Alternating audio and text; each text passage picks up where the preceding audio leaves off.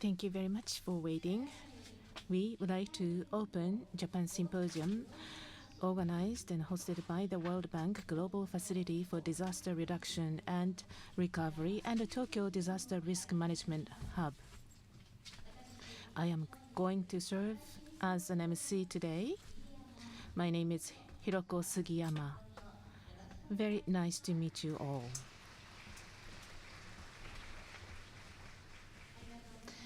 Thank you very much. First, this public symposium organized by the World Bank Global Facility for Disaster Reduction and Recovery, GFDRR, and the Tokyo Disaster Risk Management Hub is positioned as a stage-setting event of the Understanding Risk 2024 Global Forum, or UR 2024, which will be opened tomorrow at Akurie Himeji in Himeji City, Hyogo Prefecture. Ahead of the 30th anniversary of the Great Hanshin Awaji earthquake next year, this forum, with its themes of tradition, innovation, and resilience, will provide a venue to discuss the latest developments in understanding and reducing risk from natural hazards. Hundreds of government officials, civil society organizations or CSOs, businesses, and experts from Japan and abroad will come together in this valuable opportunity to share Japan's knowledge and experience in disaster risk reduction with a global audience. The themes of this symposium are cultural heritage and disaster risk management or reduction, and the participants will share their knowledge and experiences on a sustainable future, aiming to develop local communities and their cultural heritage while protecting the value of Himeji Castle, a World Heritage Site. Himeji Castle is known for its beauty and historical value, but is exposed to the threats of climate change and natural disasters. Through this symposium, we will learn in depth how we can protect our cultural heritage and pass it on to future generations. Now, if you are utilizing simultaneous interpretation, please use headsets. Now, let me begin with opening remarks from Mr. Nils Holmes-Nielsen, GFDRR, Practice Manager at the World Bank, the host of UR 2024.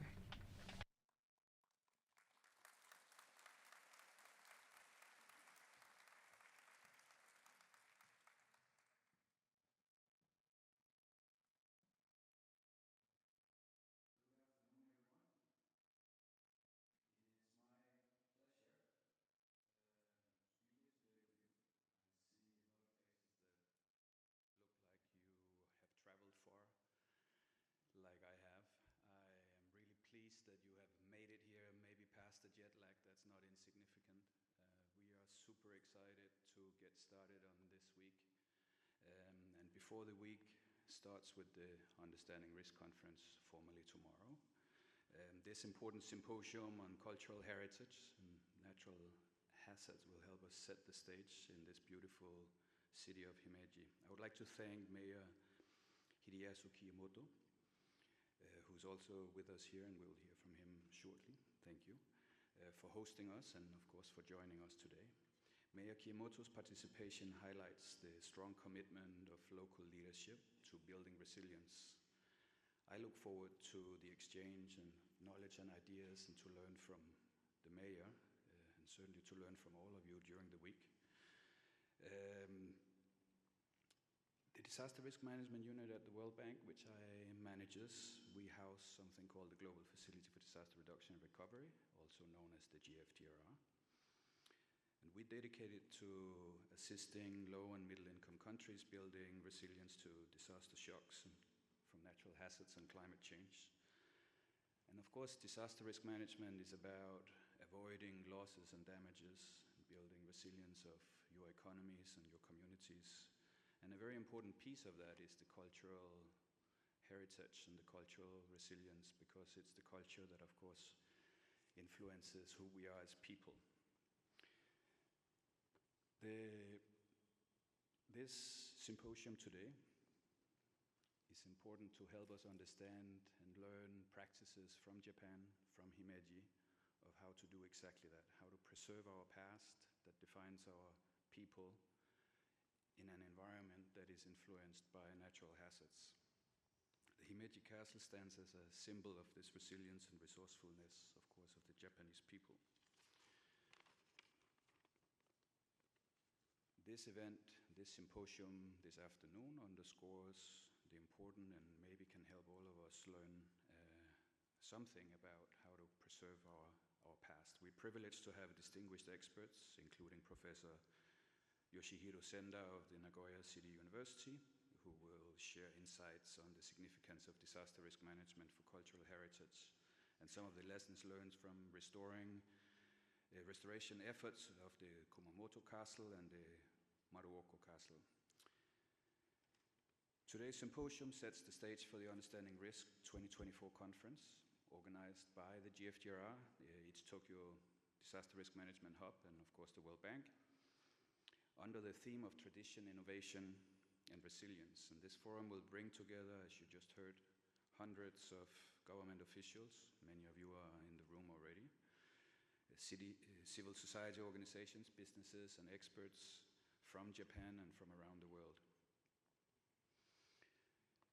We hope to learn some of the latest developments that you have all been spearheading and trying out about how to understand risk and apply it maybe in your daily work. And we hope to learn from Japan and bring some of the lessons Japan have learned over many years of living with natural hazards to the world. We also hope that this event will contribute to commemorate the 30th anniversary of the Great Hanshin Awaji earthquake.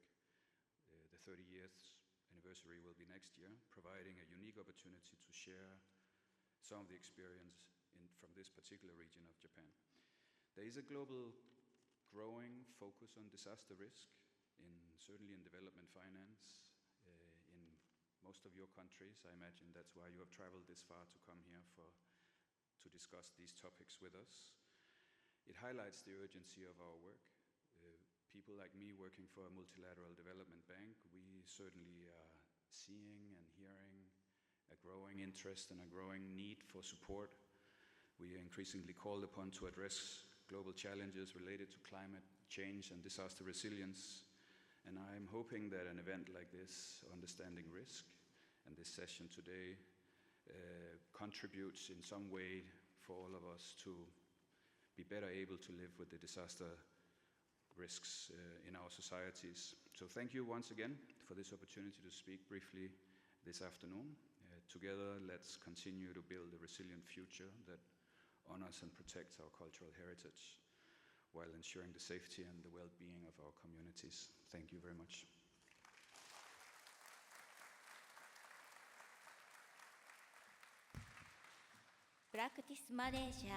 That was the message by Mr. Nils Holmes Nielsen, Practice Manager. Next, on behalf of all the guests who are with us today, I would like to call upon Mayor of Himeji City, Dr. Hideyasu Kiyomoto, to say a few words. Please have the floor. Mayor, please.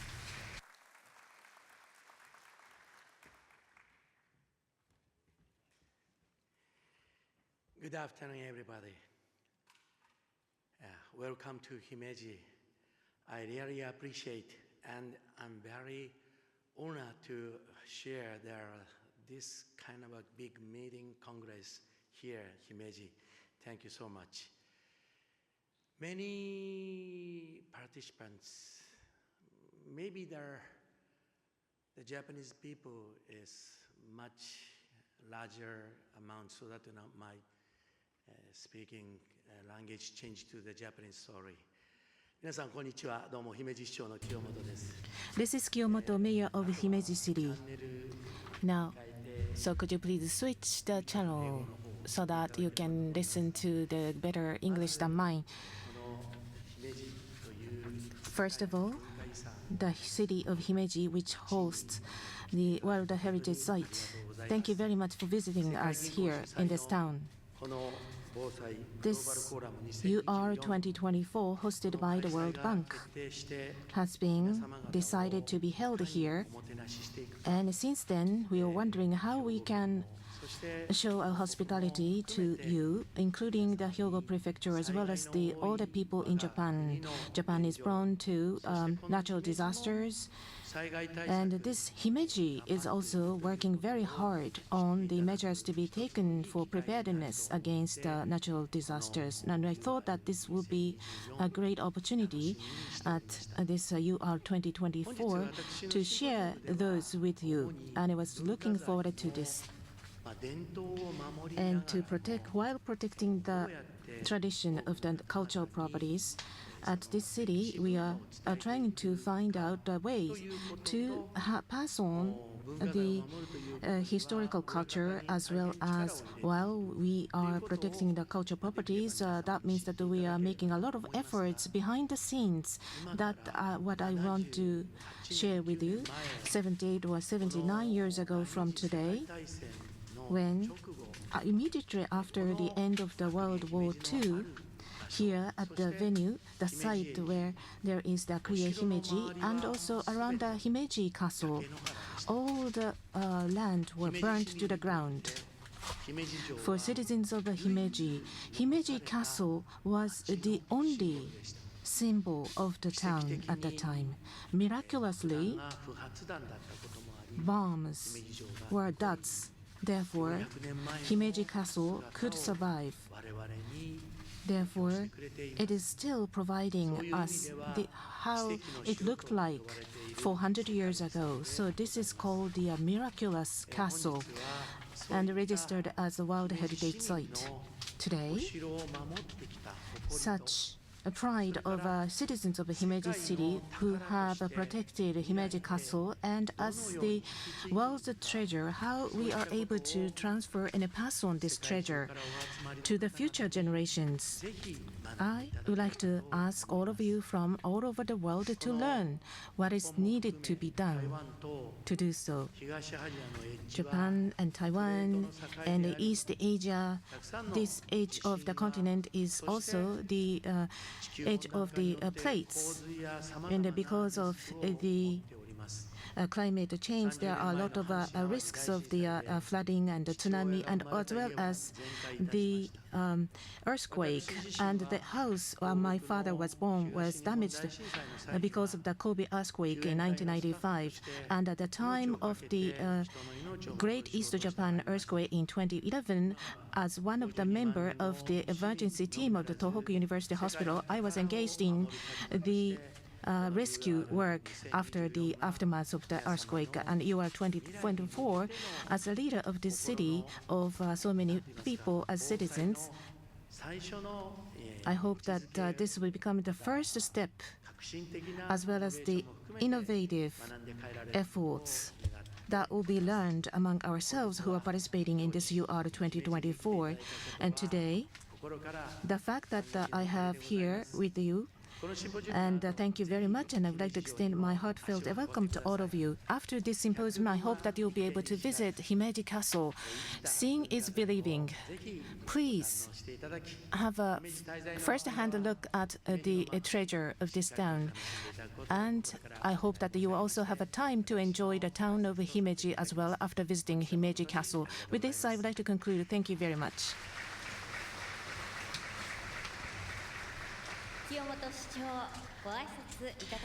Thank you very much, Mayor Kiyomoto. In the next program, we'd like to hear from Mayor of Himeji City, Dr. Hideyasu Kiyomoto, who had just spoken to us, will give a special lecture. Let me share with you the CV or background of Mayor Kiyomoto. Mayor Kiyomoto is a graduate of the National Kagawa Medical University. After obtaining his medical license and MD, he studied abroad as an academic researcher at the University of Texas in the United States. After returning to Japan and working as a lecturer at Kagawa University Hospital, he moved to Tohoku University School of Medicine in October 2010 and became a professor in February 2012. Since then, he dedicated himself to the reconstruction of the disaster-affected areas, and he received the commendation for science and technology from the Minister of Education, Culture, Sports, Science and Technology, and he was then seconded to Japan Agency for Medical Research and Development, or AMED, as research officer and a program officer in April 2015. He left Tohoku University in May 2018. He was appointed mayor of Himeji in April 2019, and he was re-elected in April 2023. Today, Mayor Kiyomoto will speak on the relationship between the city and the castle, the balance between tourism and preservation activities, disaster risk reduction measures, and the management plan of Himeji Castle, and efforts to promote community participation under the title of the Conservation and Promotion of Himeji Castle, Tradition, Innovation, and Resilience. I am sure that he will be giving us a valuable talk that we can hear only at rare occasions like this. Please listen carefully to what he has to say. Mayor Kiyomoto, please have the floor.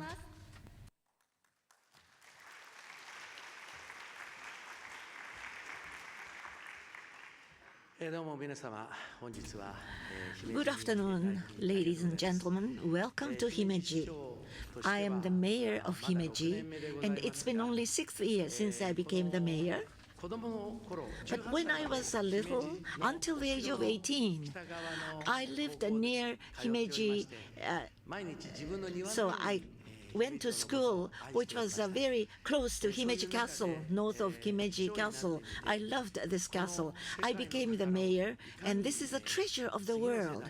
Now, my question was, how can I carry on this treasure to the next generations, protecting the current lives and yet protecting the future treasure?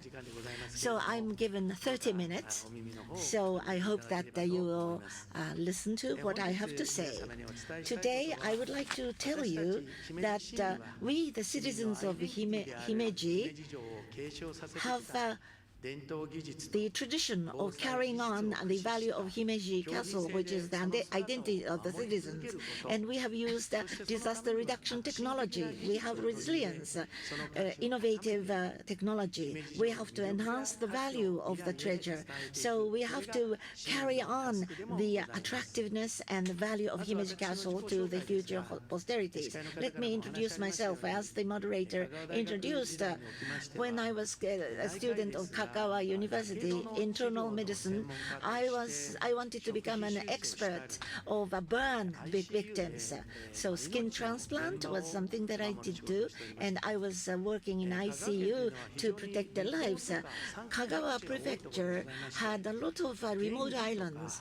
Electricity, water supply, infrastructure was in short supply, and the first aid medicine, primary care was very important. I was expert on that, but something strange happened.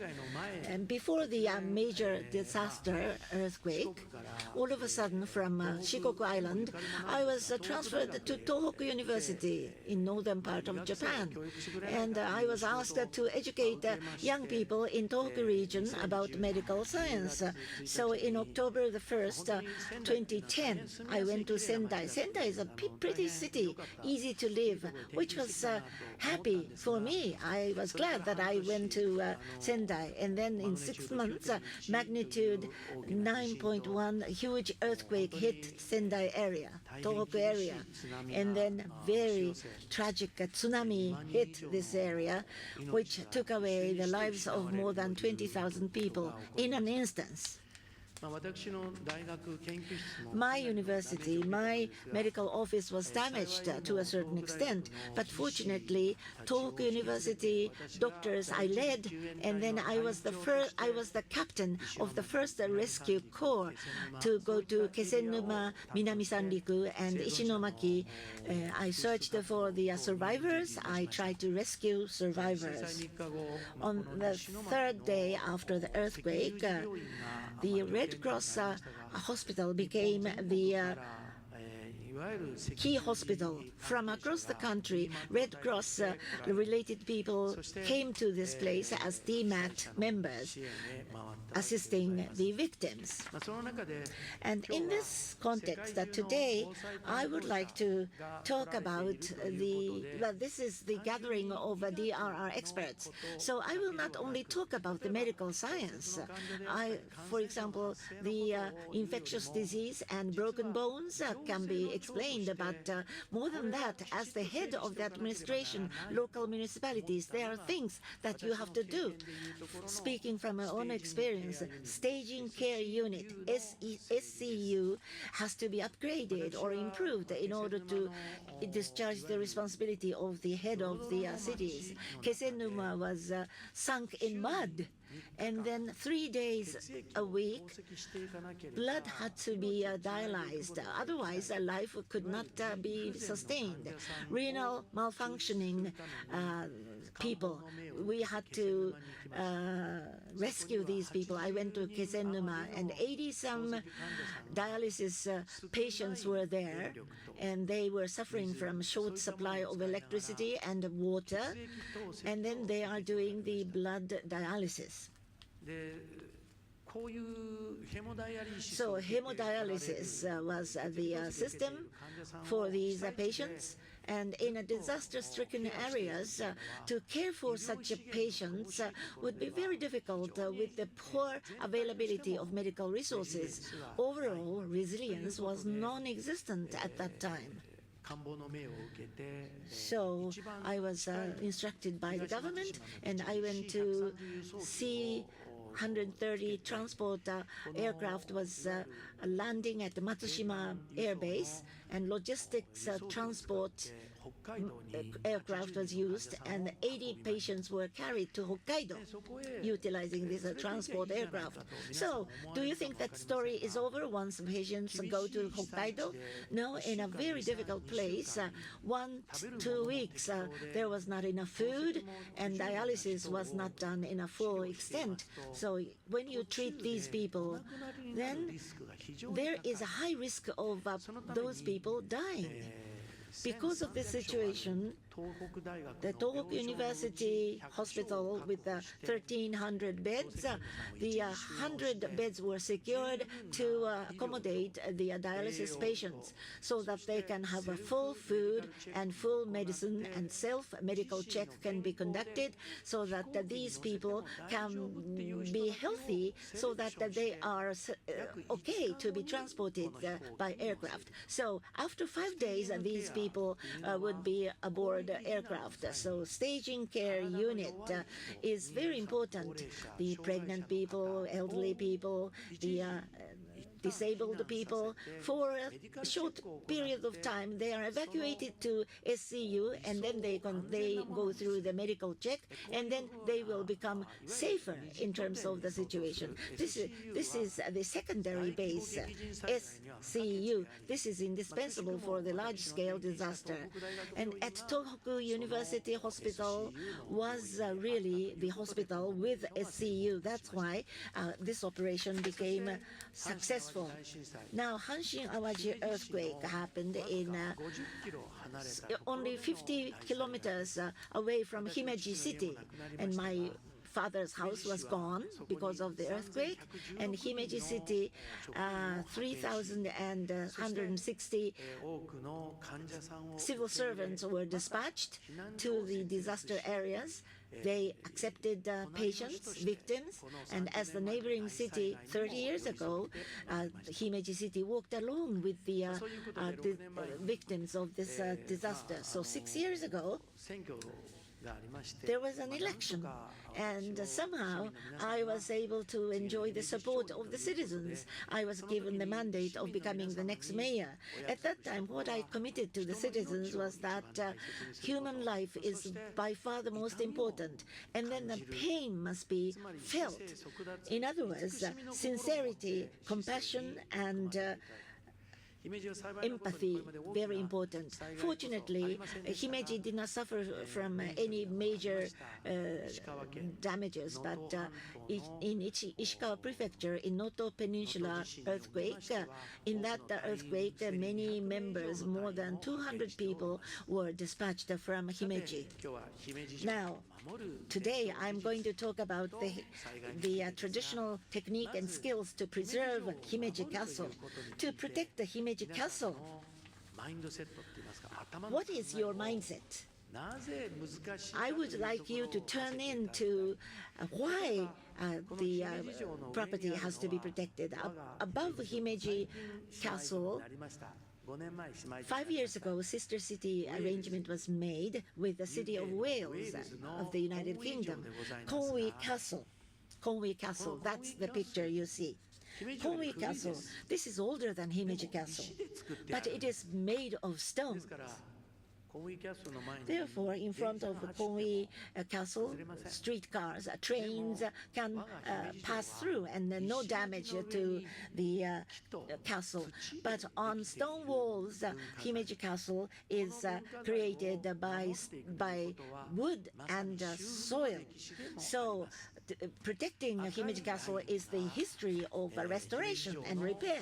Red line shows you the history of repair of Himeji Castle. If you do nothing about it, then as time goes by, castle will age. Senescence happens, it becomes old, and it will collapse in the final analysis. So while they are alive, wood will rot. So while castle is alive, if the wood is old, it will be replaced, and then if the tile is broken, then we will bake the tiles once again from ground, from soil. So that's how we did it. About 140 years ago in Japan, there was a major social transformation which is called Meiji Restoration. We used to have the samurai warrior society. The Himeji Castle is a symbol of warriors, so it was abandoned. At that time, Himeji Castle became desolate, roofs collapsed, walls collapsed, and Himeji Castle was about to be jettisoned as debris, as a waste.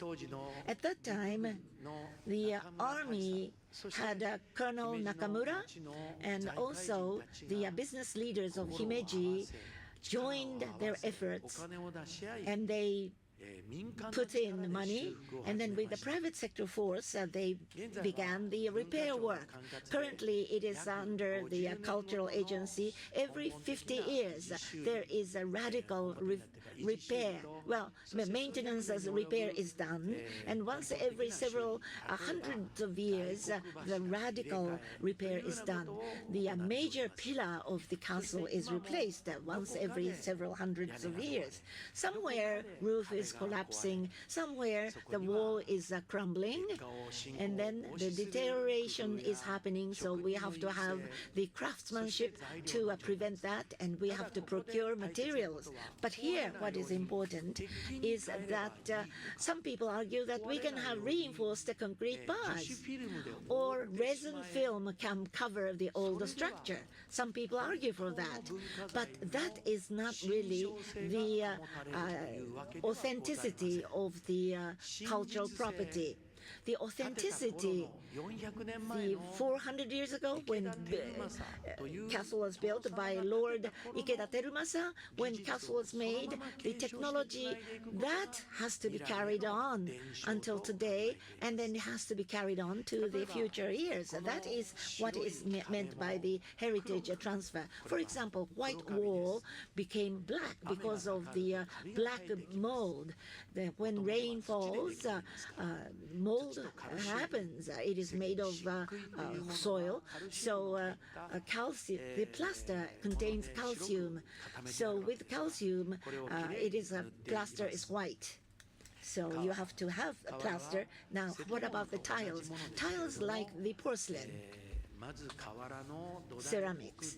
So first you have to have the base, that is the thin wooden plate, upon which different shapes of tiles would be combined so that they are not falling, and then the gaps would be joined by plaster.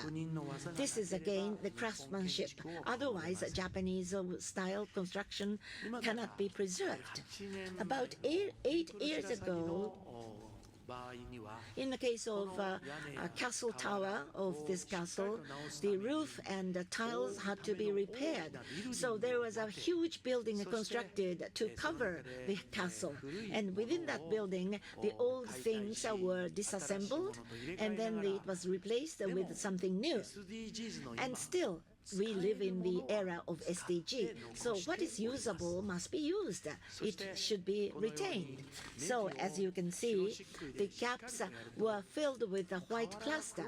And then you think that the roof tiles are black, but actually the roofs can look really white. We realize that. And then resilience. Now what about resilience? There is a disaster risk. In order to understand that risk, the management of risks, what can we do about that? In what way can we prevent disasters? And even disasters do happen, quick recovery is a must. That is the theme. On the left-hand side, this is a picture of Kumamoto Castle. There was a major earthquake and stone walls collapsed. Actually, Himeji Castle, in the case of our castle, the stone wall medical record is kept. Even a stone may collapse, but it is recorded where it happened. On the right-hand side, it is the picture of the fire of Shuri Castle. Unfortunately, Shuri Castle, in the middle of the night, it went up in flame. Probably because of the repair work, there was a console of power distribution, and the electricity sort of leaked out, and then fire broke. Because it was undergoing the repair and maintenance work, the red color, the lacquer or paint was very easy to catch fire. Unfortunately, it burnt down to the ground. In recent years, I used to go to the Notre Dame Cathedral in France, which I visited when I was young, and then it was under major construction for the elevator. Because of the leakage of the electricity, the roof was burnt down. And for someone who is in charge of maintenance and the protection of the cultural property, it is heartbreaking. At Himeji Castle, we tried not to use electricity during the nighttime. That is to prevent fire. And under the UNESCO, whenever anything is to be registered as the World Heritage by UNESCO, authenticity, to carry out the authenticity as it was 400 years. That was the key to be registered or inscribed on the list of World Heritage under UNESCO. However, Japan is prone to earthquakes.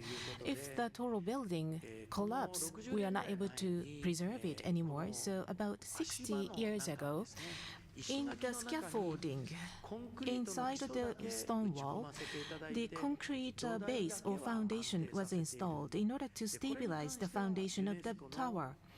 So this was allowed by UNESCO, saying that there is no problem in doing so as regards to the authenticity. So, after the castle was registered as a World Heritage, in order to review the safety measures at the castle, for example, in order to allow the fire trucks to be parked beside the castle buildings, and if the wood materials are rotting, and then we needed to replace them quickly. And for example, we always conduct such training or drills, and from the moat around the castle, castle, water will be supplied from the moat in order to prevent the small fire from becoming major fires. So this kind of water extinguishing pump is installed. And we have newly established disaster prevention center, which is always monitoring around the clock. And inside the castle premises, 1,078 sprinkler heads have been installed. Of course, whenever disaster hit us, there may be a lot of foreign visitors on the premises. If they are not able to evacuate, it will be a big problem. Therefore, in Japanese, English, and Chinese, and Korean languages. So multilingual services are provided in providing the warning and evacuation alarm. Particularly at the Notre Dame, as well as the Shuri Castle in Okinawa, reflecting on what we could learn from those fires.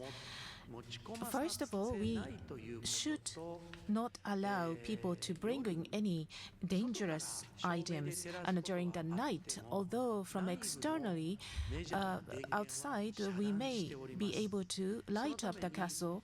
However, we are cutting off the power supply inside the premises. Therefore, lighting inside the rooms of the castle, we usually use the storage batteries.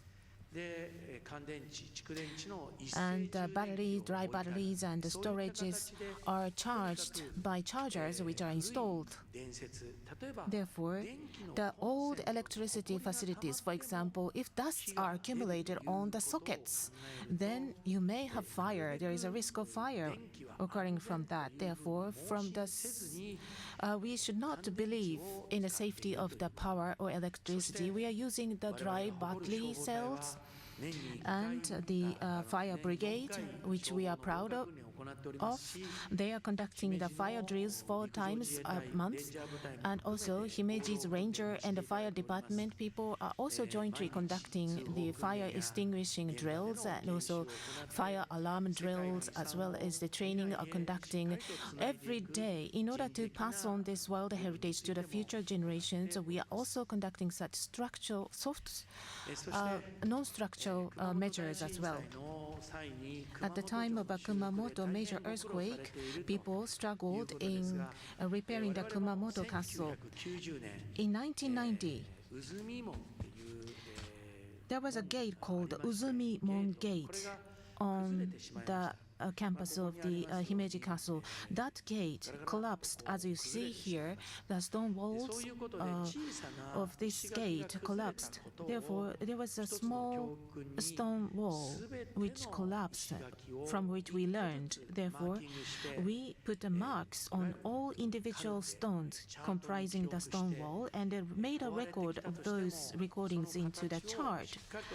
Even when the stone walls collapse, we will be able to rebuild back to the original state based upon what is written in the chart for each individual stones. Therefore, we could support the repair work of the Kumamoto Castle, and in order to maintain what it looked like 400 years ago, even if the earthquake hit us, even if the stone walls collapse, we will be able to quickly rebuild the buildings of the castle. It is very important to incorporate innovations in technologies. This is called the Eaglet's Eye View. This is a facility for observation for visitors. During the maintenance work, there was a scaffolding in the past whenever we conducted maintenance work, but there was a reinforced concrete building which was built and which was equipped with the elevator. For over 3 years from this observation tower, visitors could observe how maintenance work was going on. Therefore, this was the first time ever in Japan to exhibit the repair and the maintenance work to the public. And by showing the maintenance work, we believe that this this will enhance the intrinsic value of the cultural property. And by getting on the elevator, you will be able to get to the higher point in order to observe from the top over the castle under construction. The lovers of castle as well as those fans of the cultural heritage came to see it, and this was well received, and that was the transformational point in time. For those workers who are working on the site, and also those people who were working to protect the historical culture, like craftsmen who are working on the roof tiles as well as plasterers who are kneading the soils, and those younger generation of craftsmen were also interested. Could draw attention of the public. As you see here, this kind of mark or crest is made by the plasterer, and this work is observed and experienced. And this kind of SDGs experience-based educational travel program, which is being expanded by the city, and during the night, we always try to turn off the power supply as much as possible. However, if you visit the castle during the night, you will be able to feel firsthand how people 400 years ago could feel. Well, sometimes you may wonder that if there is any ninja hiding behind the wall, you never know what they will do to us. Well, Professor Senda after me will speak about those things, but we have conducted such a premium tour, a night tour, together with Professor Senda as well. And actually, it is very important to share such value of the stories. The living history. Living history means that the people will be able to experience how those people 400 years ago could lead the samurai way of lifestyles, and experiencing such lifestyles, not only the value of the buildings, but also intangible values could be felt by those visitors who participate in the living history. Actually, from all the times in Japan, through sumo or kabuki theaters, through such traditional cultures, people are able to feel such stories. However, there are things that are needed to pass on to the future generation as a living history in the day-to-day living of the ordinary people. As you see in the right bottom, at the Sakai family's picture scroll of the seventh family head of Sakai, Tadateru Sakai, who made the parade to Kyoto at that time, and usually about 85 people participated in this parade of daimyo. What costume or sword and the costume they were in, and what kind of a vehicle the samurai head was riding on. And these are one of the symbols of the Edo period's culture, and also then princess called the Princess Sen. Princess Sen was wearing these kimonos and utilizing the old technology or techniques in order to reproduce the kimonos worn by Princess Sen. So this represents what kind of a clothing or kimonos people were wearing in those days could be felt. Therefore, you are able to try on the kimono to get onto the top of the main keep or tower of the castle. It would have been very cumbersome. And nowadays we are seeing the big challenge of global warming. Himeji Castle is shown in beautiful white color by light up during night. At 8 and 9 o'clock p.m., the color of castle will be changed into a rainbow color through show of lighting. However, the utility charge would be expensive. And some people say that if you are using such lighting, and it's not good for the global environment. And usually we receive lots of phone calls complaining. It's not a complaining. They are thinking about this planet.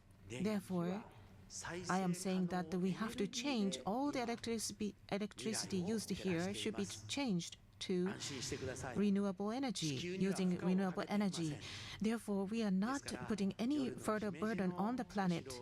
So even when you are enjoying the night view of the Himeji Castle, We are always using the renewable energy to light up the Himeji Castle in order to disseminate our message for prevention of global warming as well as the climate change. So please feel that we are using such a safe electricity to light up. Illumination centering on Himeji Castle during the winter, the Otemai Street illumination, a better illumination than Champs-Élysées, which I love. But rather than Champs-Élysées, please come to Himeji to enjoy illustration, and please say that on the social media throughout the world. And we are trying to use the renewable energies at various events. Please say that we are utilizing storage batteries, and what would have been heard by the samurai shogun, the sounds and voices of the insects are used, and you can hear that at the venue of the Himeji Castle. In conclusion, Himeji Castle is in the city of Himeji, not coincidentally.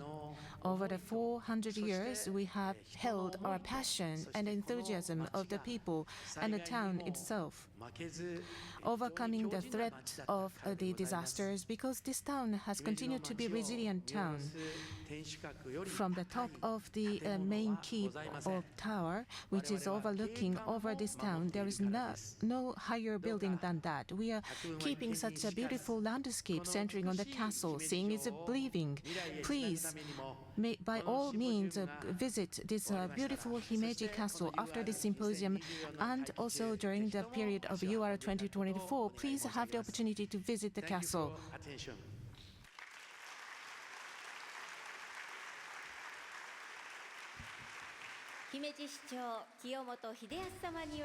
Thank you very much, Mayor Kiyomoto. That was a valuable talk and a special lecture. Please give the mayor once again a big round of applause.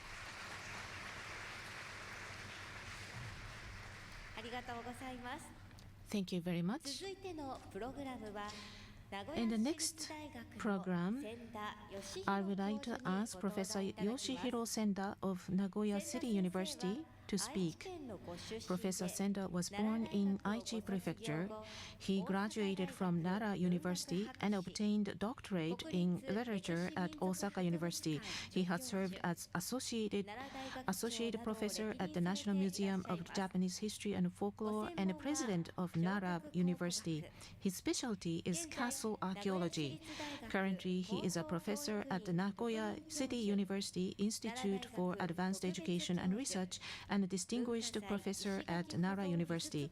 He is a member of the Technical Council for the Conservation of Stone Walls as Cultural Property. He is a trustee of Eisei Bunko Museum and a Nara National Museum. He has been extensively involved in the research and maintenance of castle ruins throughout Japan. The title of today's lecture is Japanese Castles Revived from Disasters, and will focus on the restoration of castles damaged by natural disasters. The floor is yours, Professor Senda.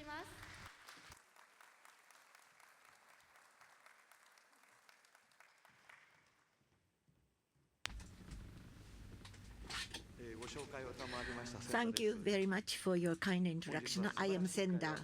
Thank you very much for giving such a fantastic opportunity to me. Mayor Kiyomoto talked about the Himeji City and Himeji Castle. His presentation was so comprehensive. So I would like to talk about one thing, which is a topic of today's Japan, that is the restoration of Kumamoto Castle from earthquake disaster. In Japan, there are many attractive castles. Himeji Castle, of course, leads by none.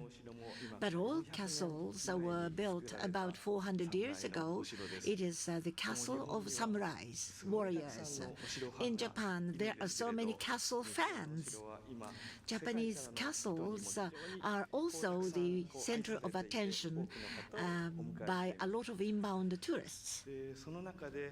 So in this context, up until now, the point was how to preserve the old style of a castle. That was the philosophy of the management of old cultural property. But I think Kumamoto earthquake became an inflection point, and the philosophy is now how can we introduce a resilience to the old property so that we can carry over to the next generations. It is the big challenge.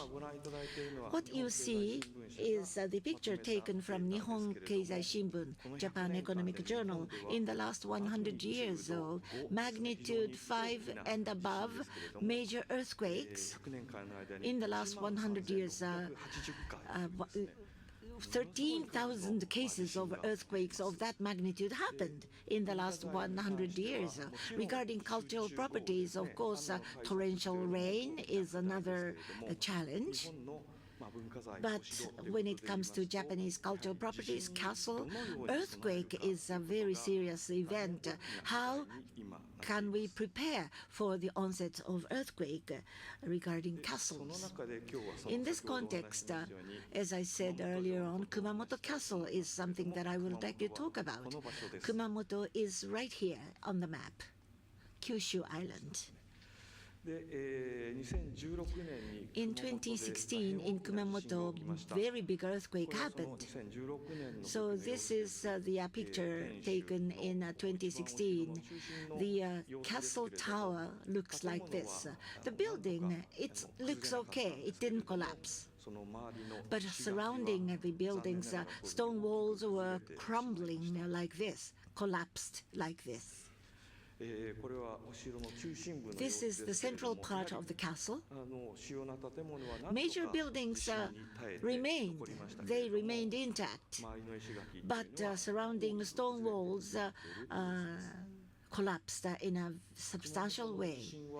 In the case of Kumamoto, it happened in the middle of the night, so stone walls collapsed this much, but there were no casualties, no fatal casualties to speak of. They were spared of that. But if it did happen during the daytime, like Saturday, Sunday, daytime, like today now, if earthquake happened like this, it's not only the collapse of cultural properties, it would have meant that a major disaster involving human lives. So that was the situation. In the past, in Japan, the castle restoration, castle repair, reconstruction from disaster, we build back in the style of 400 years ago. If the subject is the stone walls, we should recreate in the way 100 years ago. But if that restoration took place, if something similar happened in 400 years' time, likewise, the stone wall may collapse and it may involve some fatal casualties. So at the time of 2016, Kumamoto earthquake was an inflection point. As a cultural property, substantial value should be retained, and yet we will rebuild the stone walls in a resilient way so that it can stand any future earthquakes. So this was the beginning of the new attempt, which began in 2016. For example, what you see now is Kumamoto Castle. Before the earthquake, Kumamoto, the Idamaru Gokai Yagura turret before the earthquake. But after the earthquake, it changed to this. Building is intact. It didn't collapse, but the stone walls had a major damage. We don't know, even maybe the restored buildings could collapse anytime. It was a very tough situation. So turret had to be restored, and then the stone walls, foundation stone walls, had been repaired in the past. past. However, as I said that, in the past repair, it was done in the traditional way of recreating the stone walls in the traditional way. So the lower stones, on that, the upper above stones would be placed. So it's not so seismic, the earthquake resistant. So in 2016, it wasn't spared with the huge damage. So above the stone walls, there is a wooden structure, and then below that there was a crumbling and the collapsing stone walls. Very difficult situation. So first of all, we had the steel frame to support stone walls. So green-colored frame also was erected to support the structure, so that the damage would not expand any bigger than any more than this one. And in this way, safety was secured, first of all, and then the turret was disassembled. Every single member was removed. Every member was given a specific number so that the location is known, and if the member is reusable, it can be used. If it has to be replaced because it's broken and so forth, then we will know exactly which place has to be replaced. So record was kept in a very precise way, and then the disassembling of the old castle was made. As Mayor Kiyomoto mentioned, stone walls could be rebuilt. So this is the record before the earthquake. We analyzed the record and what was the state of the stone walls, and then to what extent should we be reconstructing the stone walls. We proceeded with a study of that. So a variety of analysis was made. The surveyor chart from the past was looked into, and three-dimensional analysis was done. Stone walls deformation was grasped with the modern method of surveyor and measurement, and we identified very carefully to what extent the recreation had to be made. The stone wall had to be made better. So if the greater the area of rebuilding, it will become stronger. But on the other hand, if the old stone walls were removed, then the value of cultural property would be lost. So the genuine parts should be retained to the extent possible. At the same time, we must revive the stone walls in a more resilient way. We have to identify in a very difficult way to what extent we should retain the old parts. The researchers tried to find out to what extent they had to be disassembled, but that is not enough. The objective evidence is not enough in that way. So, Kumamoto Castle restoration is made in a cumulative indicative force line method. It's the formula, the scientific formula with which the stone wall's stability would be judged. This is the method. Cumulative indicative force line method. Of course, this is not a perfect method, but with the introduction of new methods like this, scientific method is introduced. So taking reference from those methods, we identify to what extent stone walls had to be removed and then rebuilt and reaccumulated. So this is the picture of the disassembling of the stone walls. In the photograph, you note yellow tapes and red tapes.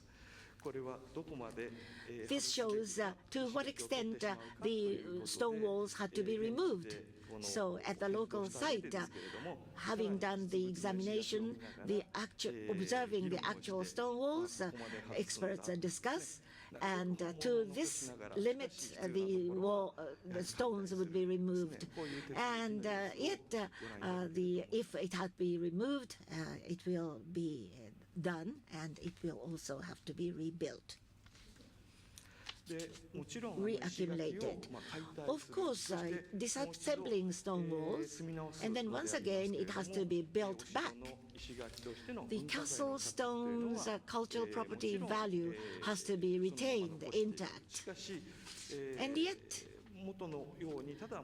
it's not just building back to the original state. If the next earthquake comes, it will crumble again. That's the weakness. So while retaining the value of the original stone walls, inside, as necessary, contemporary, modern method is employed to reinforce stone walls. That was done in Kumamoto. What you see now is the Repair Study Commission of Kumamoto. I took this from the materials of this committee. In a certain place, do we build back as it was, or should we introduce some reinforcing methods to that particular place? Several plans were discussed, and then in the final analysis, optimal method was decided. As a matter of fact, at a certain place, stone walls, 400 years ago, stone walls. So basically, of course, it will have to be built in the original way. However, inside, geogrid is the method we used. We reinforced with the geogrid method. So this is the new method of reinforcing. So this is a photograph of how stones are piled up utilizing geogrid method. Geogrid takes, in the Japanese stone walls, we have small pebbles inside. And then at the time of earthquake, it has to be kept so that the entire wall does not destroyed. And then at the same time, we have a stone wall restoration method, reinforced agent method, reinforced against earthquake method. It's a metal method. As Kyomoto mayor said, some hundred years ago, the stone walls will have to be reconstructed. Then geogrid method can be removed, and then in the future better methods, stone walls can be repaired and retained or restored. So the cultural property stone walls would be reinforced. At the same time, in the future, we have some room retaining so that the future stone wall piling up is possible, also with the possibility of removing, if necessary, those reinforcements.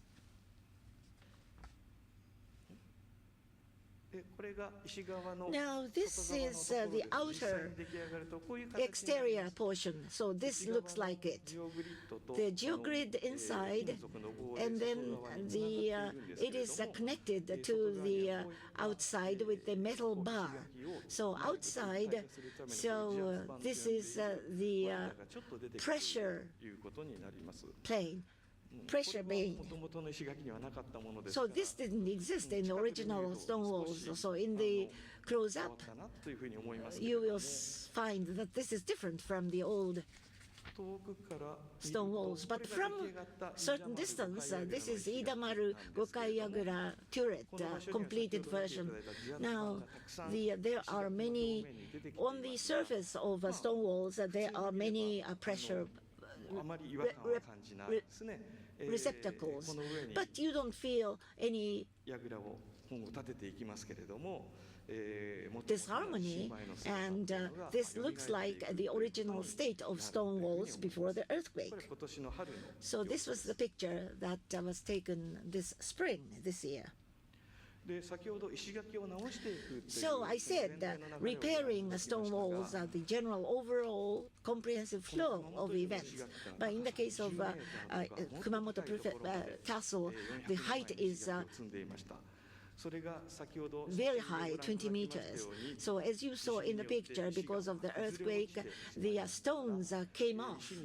So they fell from a 20-meter height. So some stones fell from 20-meter height. Even stone may be strong, but it may crack because of the shock of the fall. In the previous method, if stones are cracked and broken, it cannot be used. So it is replaced with new stones, one after another.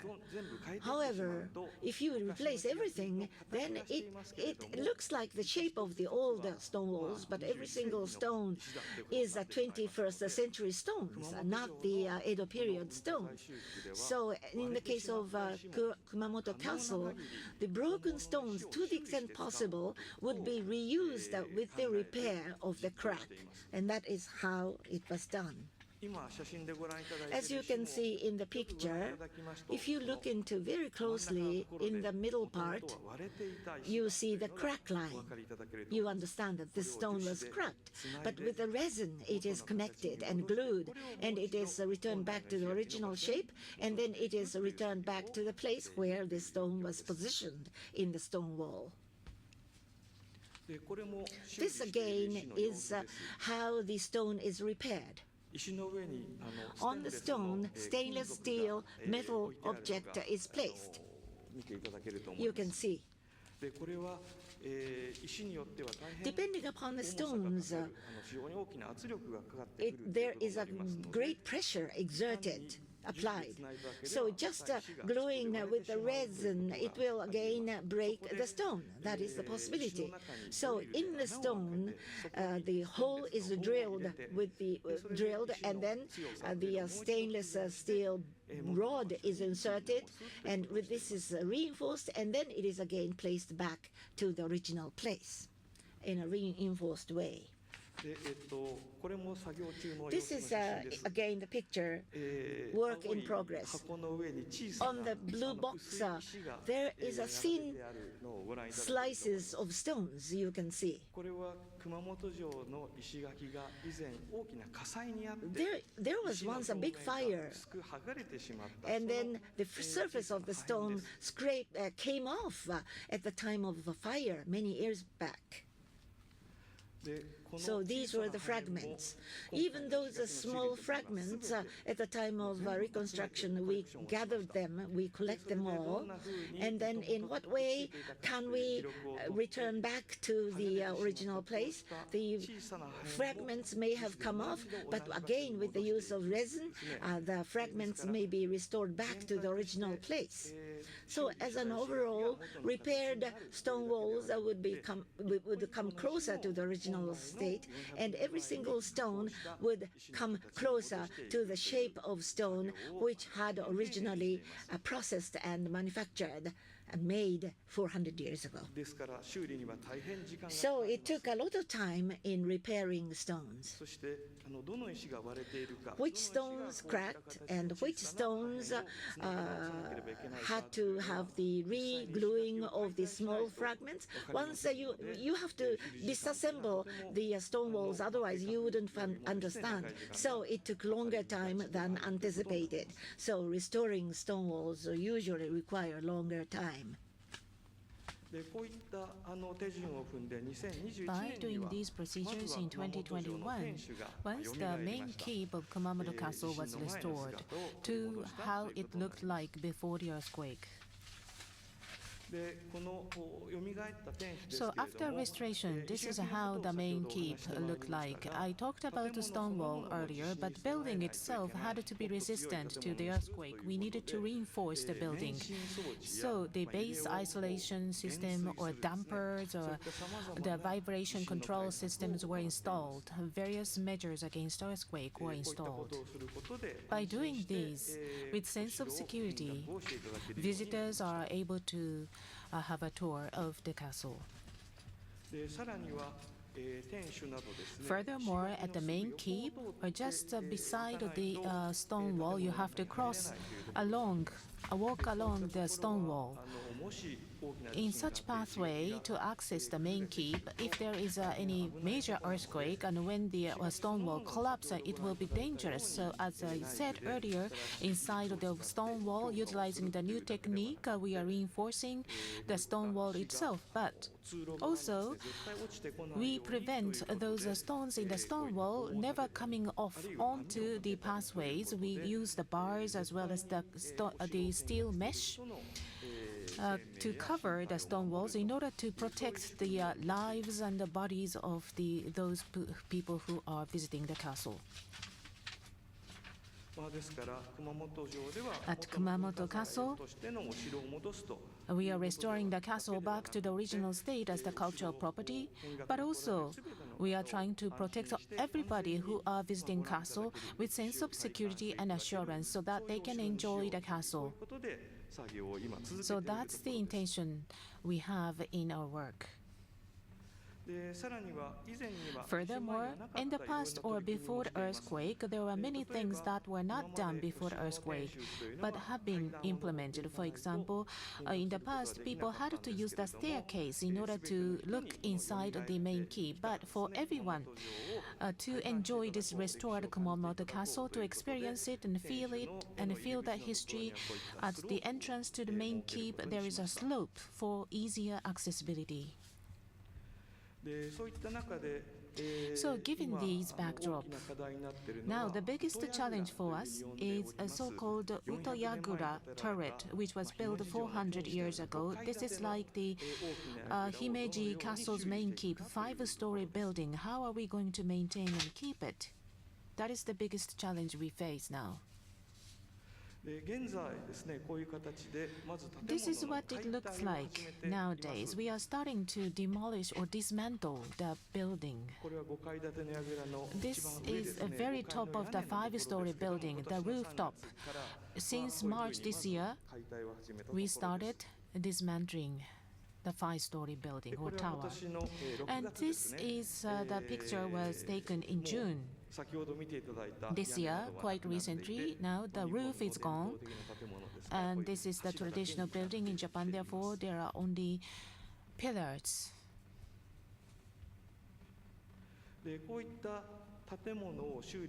So in the process of restoring and repairing building, as I said, in the case of a repair work for the stone wall, not only restoring the building itself, because if you do just that, and then once another earthquake hits us, then the building will collapse and the building will remain dangerous.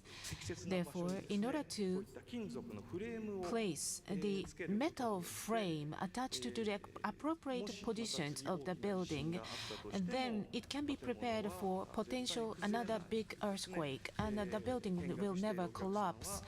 That means that the people who are visiting the castle will be protected. So we are trying to make the castle as such safe building to visit. And this is called the Tsuzuki visiting corridor next to the Utoyagura turret. And this is the plan for repairing the stone wall. And this is the picture for the future repair work. This is still planned. Like this, in my presentation today, Japanese castles are very attractive. There are so many attractive castles in Japan, as I said earlier. By far, the Himeji Castle has the main keeps and small keeps and also stone walls, and this is something that will remind you of whenever you think about the Japanese castle. But in terms of the number of castles, there are about 30,000 castles, and representing the history of each community where such each castle is located. And today I focused on Kumamoto Castle in my presentation, but these castles have to be prepared and protected so that they can be resilient to earthquake. These kinds of work and efforts can be a kind of a model for castle sites throughout Japan so that they can emulate how to repair and maintain castle spreading from Kumamoto Castle. There are many castles surrounded by and built on the stone walls, and the wooden building is placed on top of the stone wall. Therefore, I have talked about how to reinforce the stone wall, which is very important. And also on top of it, there is a wooden building. The wooden building itself have to be protected in order to carry over the value of the authenticity, so that it can be also resilient to the shaking of the earthquake. And actually, these are required at the same time, and achieving both are very challenging, and there are many difficult things, as I said in my presentation. But by overcoming these all, we would like to have people from all over the world to enjoy the history in a safe manner. And I hope that there will be a series of other castles who will emulate the example of Kumamoto, and I hope that you will visit the Himeji Castle as the first of such a castle site to visit in Japan. Thank you very much for your kind attention till the very end of my presentation.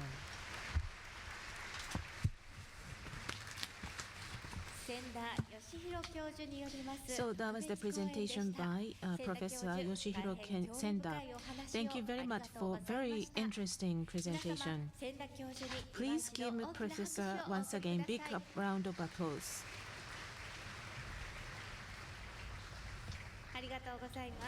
Thank you very much.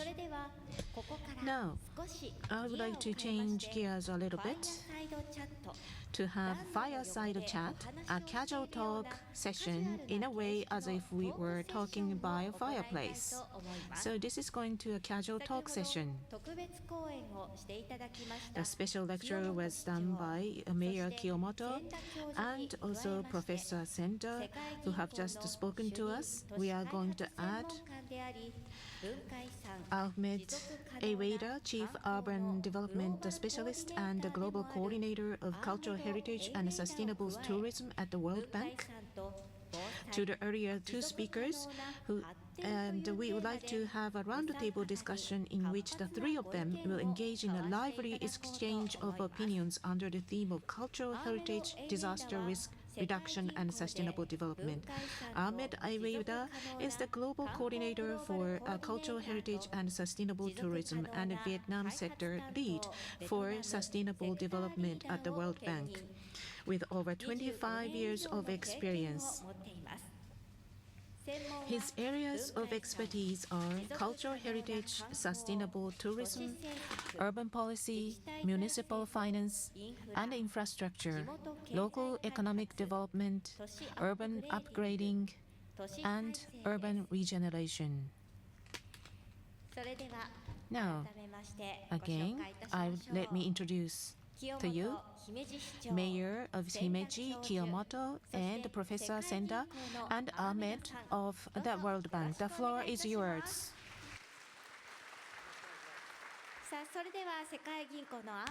Now, Mr. Ahmed, please start. Thank you so much, and good afternoon, everyone. Thanks so much for staying with us today and for coming a long way, both from within Japan and from every end of the globe. It's an honor to be today with the mayor and professor, and thank you so much for excellent presentation. It has been so inspiring, and I'm sure all practitioners here in the floor inspired and learned a lot from it. Let's reflect a little bit on what has been said today. I will start with Mayor Kiyomoto. I think your presentation was full of emotion, full of lifetime experience. Thank you so much. And since you were a child, you are very much attached to the castle, and you contributed a lot to its conservation, to its promotion, to its strengthening of resilience aspects. But also with disasters, clearly came a lot of sufferings. You mentioned during the last earthquake, the house of your father was destroyed. Parts of the castles were also destroyed. And this is emotionally very hard. But also what we learned is with each disaster and reconstruction, it brings people together. It strengthens their identity. So my question to you is, how do you relate personally to the castle as a signifier and as an icon which brings people together in the city? Thank you. This is my life because Himeji Castle and around the area is my garden. So the more than 500,000 people, citizens, believe the castle is belonging to my house or something like that. So that, always in the morning, good morning castle, good night castle, and then, why there bird comes, there's so much today, something like that. So every day, castle is my life, our life. So that, maybe you have a nice, beautiful garden in your house. Maybe they put a flower or dogs, That is a life, it is. もう姫路市民にとっては For the citizens of Himeji, Himeji Castle is life itself, and they feel that Himeji Castle is their homes. Thank you so much, Mr. Mayor. Professor Senda, I think for all practitioners who learned from your teaching over decades of castle archaeology, reconstruction, resilience, are amazed today with the level of details you have provided us today. And as we learned from you and all your equivalent around the world, especially for World Heritage Sites, preparation of very good site management plan is essential requirement by UNESCO. And we know that the three elements of site management plan is the conservation plan, which you covered in a lot today, the carrying capacity analysis, so we can manage the flow of people entering the building, and the institutional arrangement, which ensures accountability and responsibility for everyday management of the site and some kind of cost recovery. So my question today is about the institutional aspect. What is the latest thinking and practice now in Japan of bringing all stakeholders together, not only city officials, but also, since it's a World Heritage Site, central government officials, private sector, community that also feel the identity, as Mr. Mayor said. Thank you.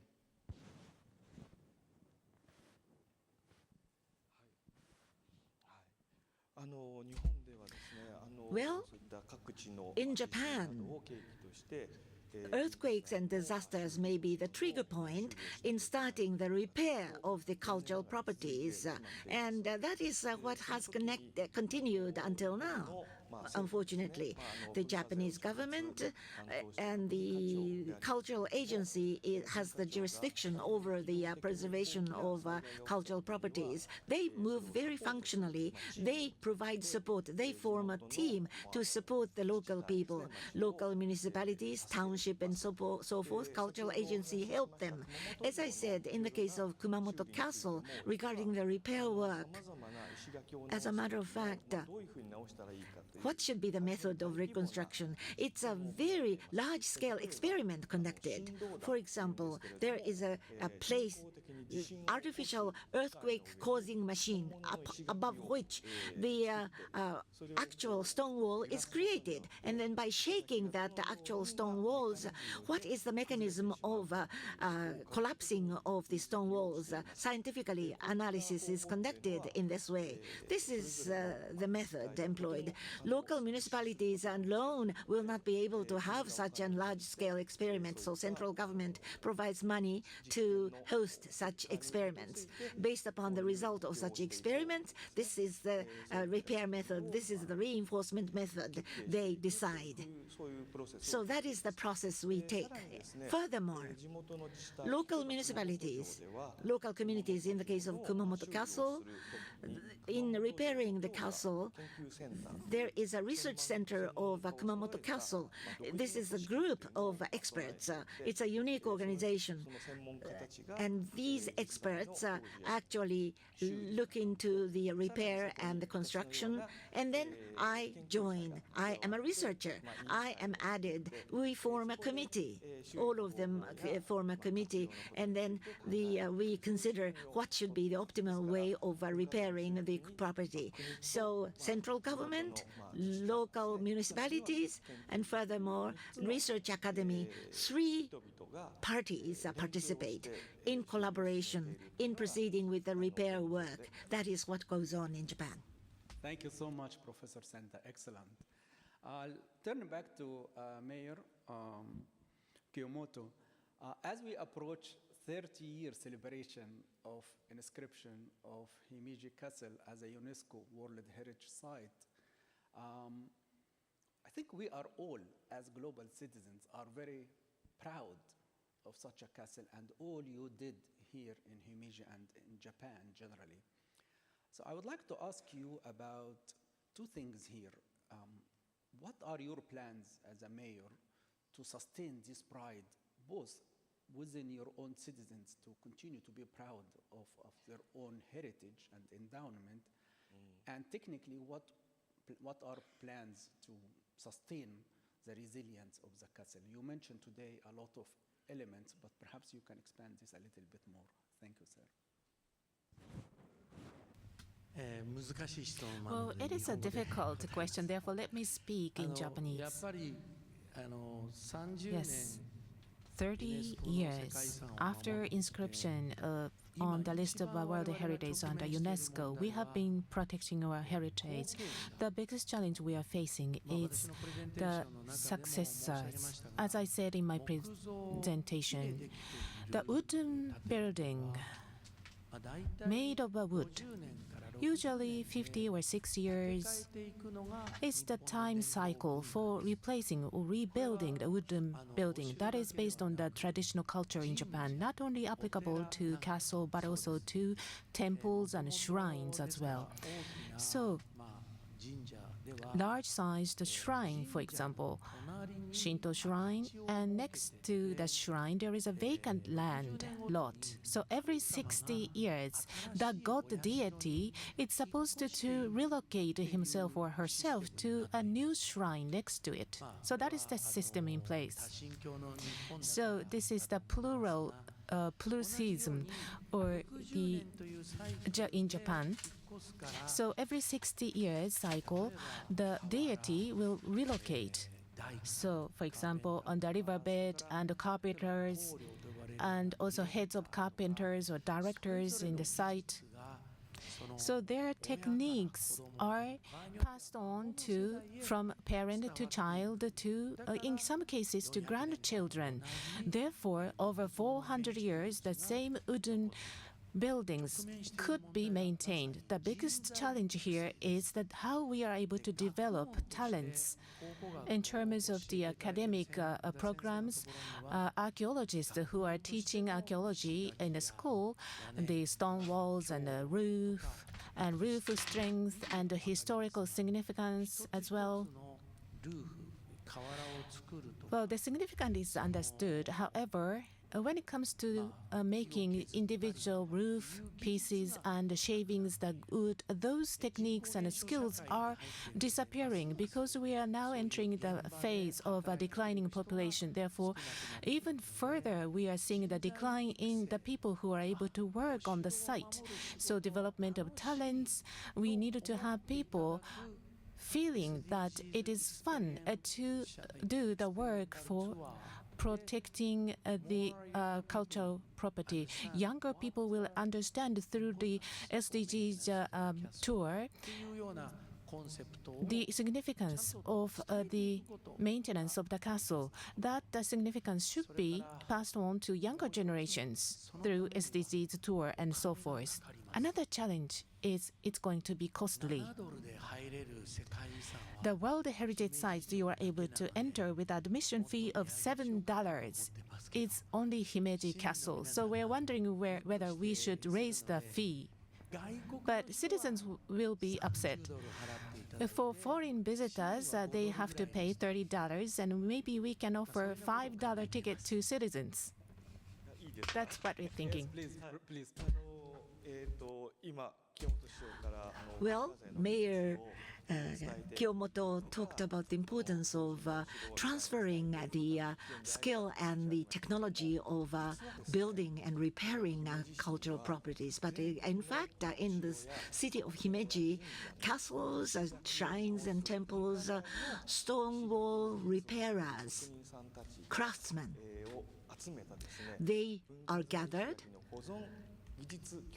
and there is a council of the preservation of the technology, and that is placed within Himeji City office. Of course, it is subsidized by cultural agency, but as a matter of fact, going forward, the stone walls should be repaired 400 years ago, 500 years ago technology with which the repair work will be done. So these are the craftsmen's thinking, and they are gathered here in Himeji, and they are practicing their repair skill in actual Himeji Castle. So traditional skills are transferred and carried over to the next generations. And actually, Himeji City is serving as the center of such skill maintenance. I just wanted to say that.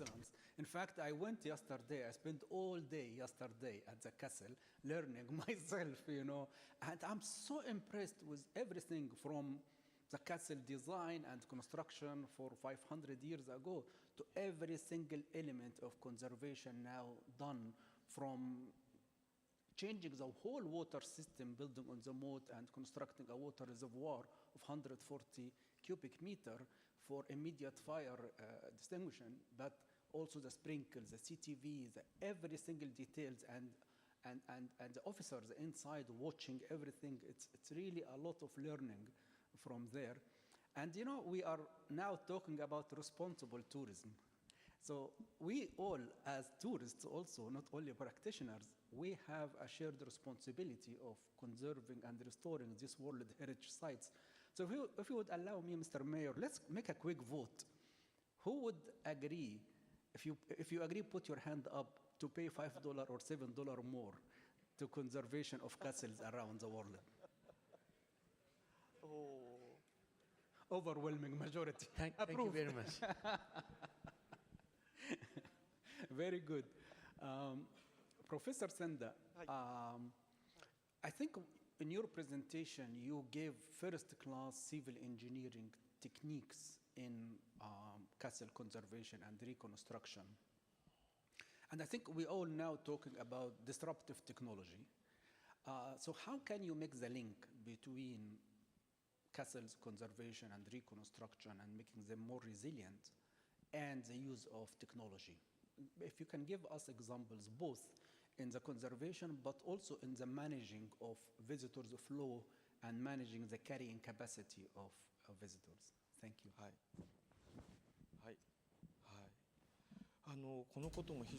In fact, it is a big challenge, I am aware.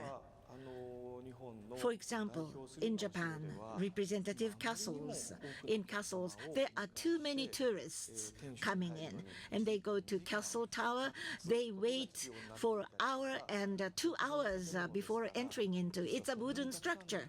So actually, the wooden structures cannot accept so many people. So how can we manage those carrying capacity? It becomes very important. Also, castles, to begin with, it is built in such a way that the enemies don't come in. So actually, in terms of the civil engineering standards, the soil walls, the degree, the inclination should not be too sharp. But you see, the castle is completely opposite to the ease of entrance by the people. It's very difficult for people to come in, and if they have to restore in the original way, they have to violate the current construction law. For example, construction at the concrete walls could be introduced to maintain the acute inclination. That's methodologically very simple. But if you use that kind of methodology, the original technique, original cultural properties value would be lost. with the introduction of concrete walls. So without having destructive methods, cultural values should be communicated to the posterities. And yet, when torrential rain comes, earthquake comes, the stone walls will not collapse. So it's very difficult to find the optimal way, but we are in search of such optimum way while we repair the old properties. So currently we build back to the original state, and then we want many people to look at it. And we would like to open such structures to many tourists, but in some places as real properties, stone walls and walls would be repaired. But if safety cannot be ensured, then such places will not be open to public. Maybe that can be one managerial method that we have to consider rather seriously going forward. Very good. I also understood yesterday that I think the carrying capacity of the castle at any day shouldn't be more than 14,000 visitors, but there are cameras and there are people, officers everywhere, and there is a lead in addition to the site manager observing this visually as well, not only by camera. And as soon as they feel overcrowded space, they give signals to manage the flow to the next floor and so on. This is excellent examples of carrying capacity and visitors flow using the technology. Thank you so much for shedding light on that. My third and last question to Mayor Kyomoto. I think the significance of holding UR24 here in Himeji with all participants today is significant and substantial. What message you would like to say to the world through UR24 and through all the ambassadors of different countries who are here today?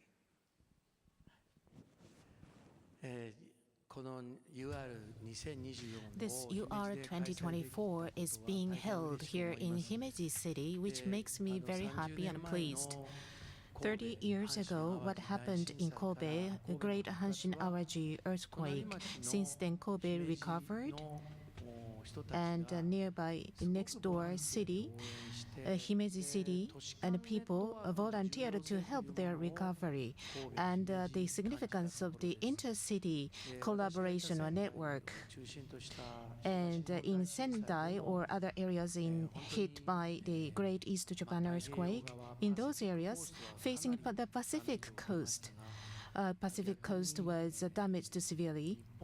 But on the other hand, the area facing the Sea of Japan, the other side of Japan, from where we have received a lot of supporters, and UR 2024, even if we are not able to prevent the disaster itself, but in order to ensure resilience of cities, networking among cities have to be reinforced with the people-to-people exchange, in-person exchange, not only within or among people in Japan, but also in between Japan and the neighboring countries. Maybe in Europe and Africa as well, there are many kinds of disasters hitting cities.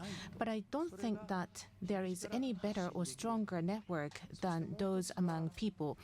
So that is something that we are able to disseminate from Himeji.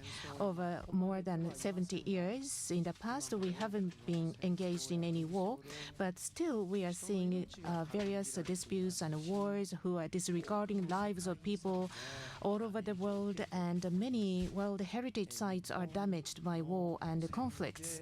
In Japan, after the World War II, the roles to be played by Himeji Castle, my father and mother looked at the castle and stimulated to rebuild their lives. That was the symbol. Himeji Castle has been the symbol and supporting the hearts and the mentality of people in the city of Himeji, because there are many disputes and wars. Now the reconstruction of the cultural property like Himeji Castle is on-the-job training.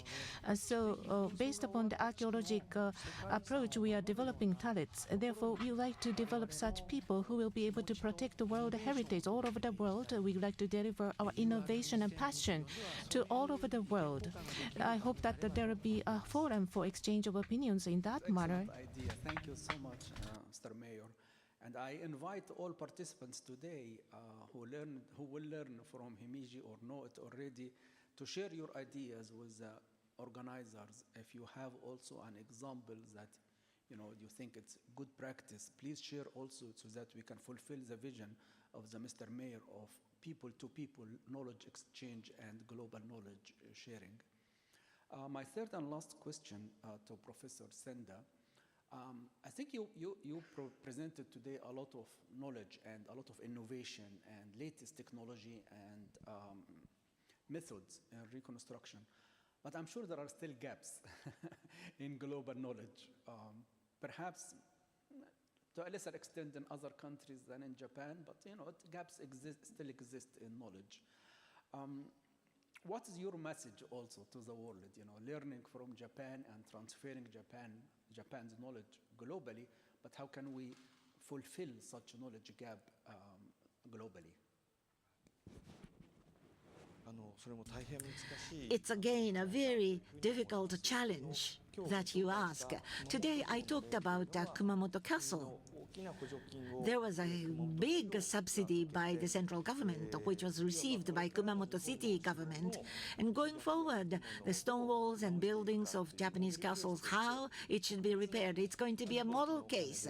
Special budget was given. It's a special case. So within Japan, Kumamoto-like repair of cultural properties, can we do it everywhere? No, it's very difficult to do it even in Japan.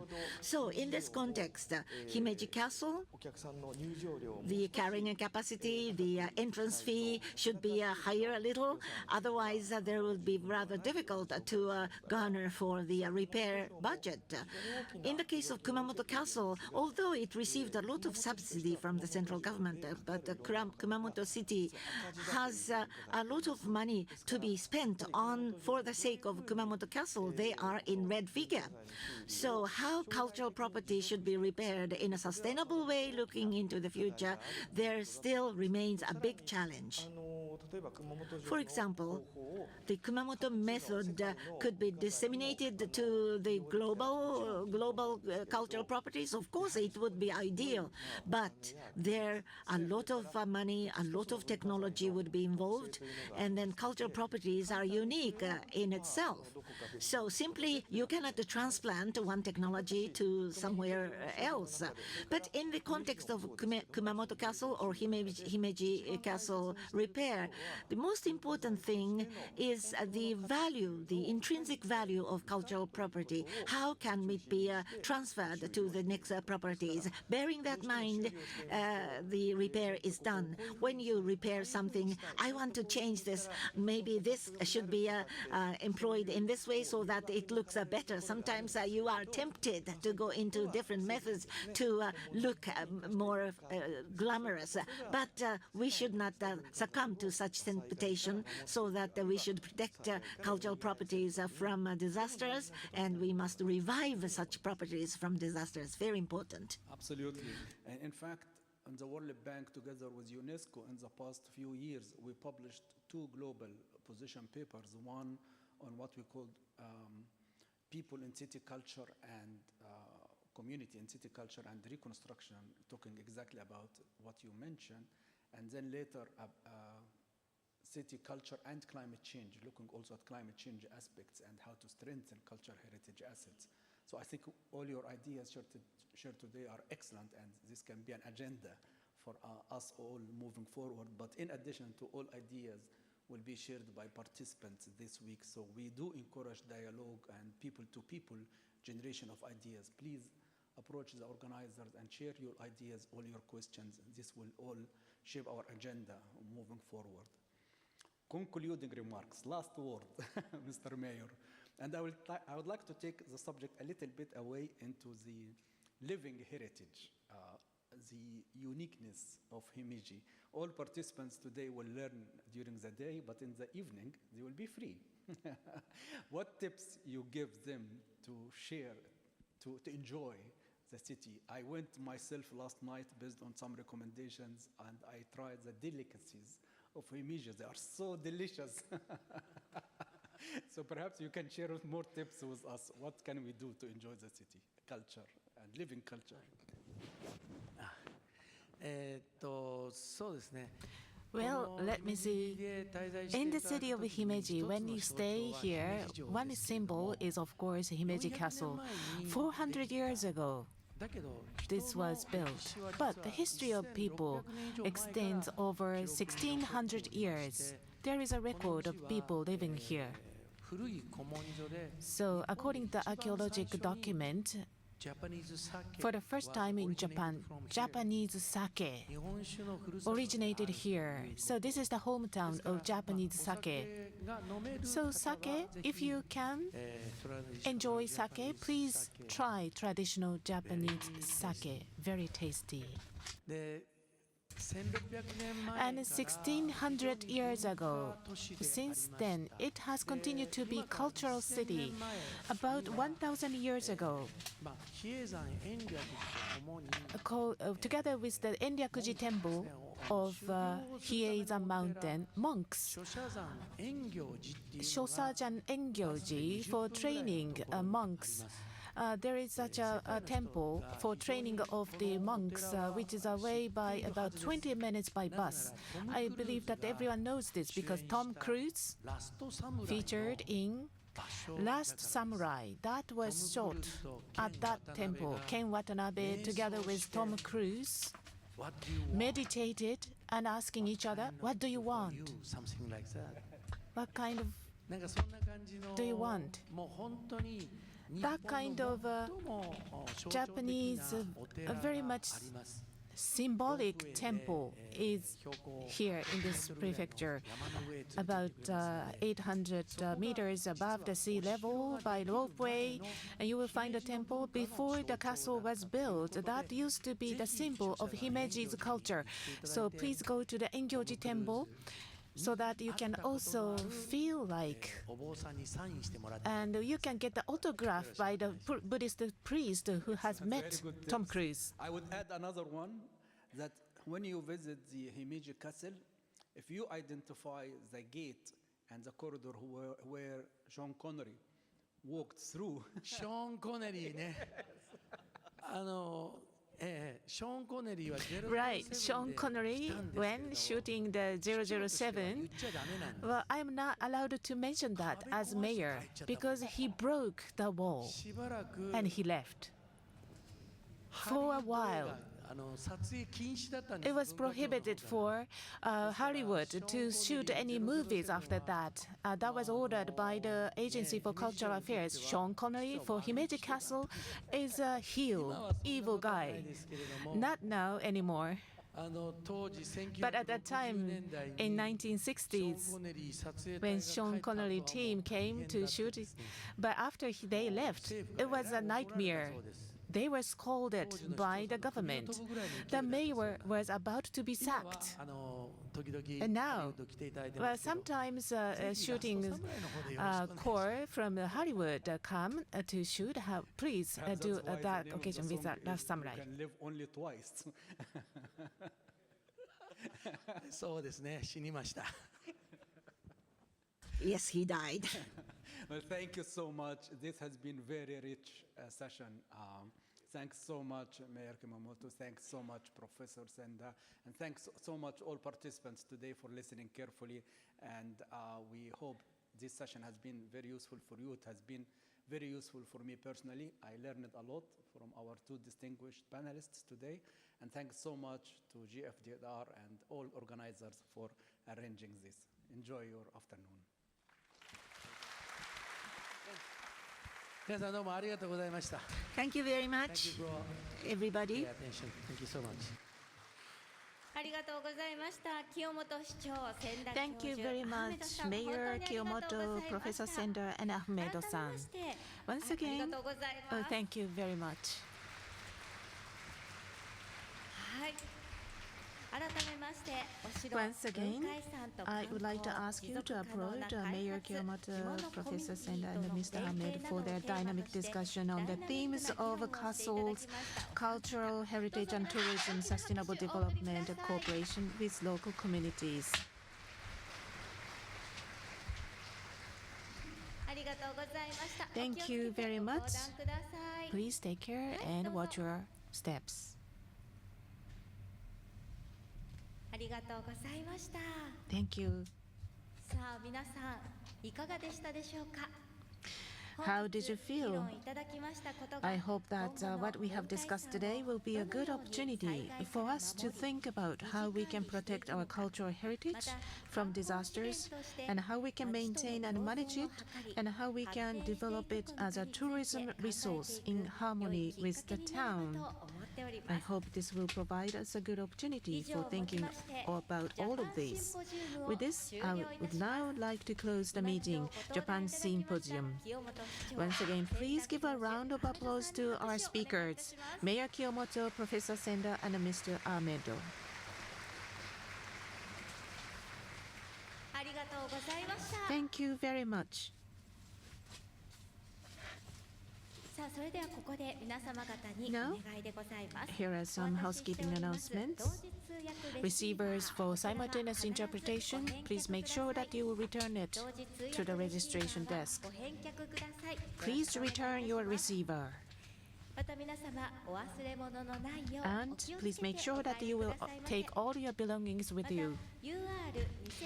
And UR2024 UR2024 delegation members, please bring your luggage to the bus stop located to the left of the Nigiwai Plaza. 皆さん本日はご来場いただきま Once して again, thank you very much 誠に everyone ありがとう for ございました。 attending this symposium.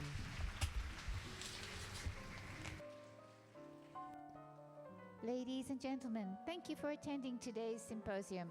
Please be sure to return all translation headsets as you leave the venue. Delegates that have been invited to attend the reception at Naragiku Brewery can follow the staff to find the buses that are ready to leave now. Please take this moment to ensure you have not left anything behind. Thank you.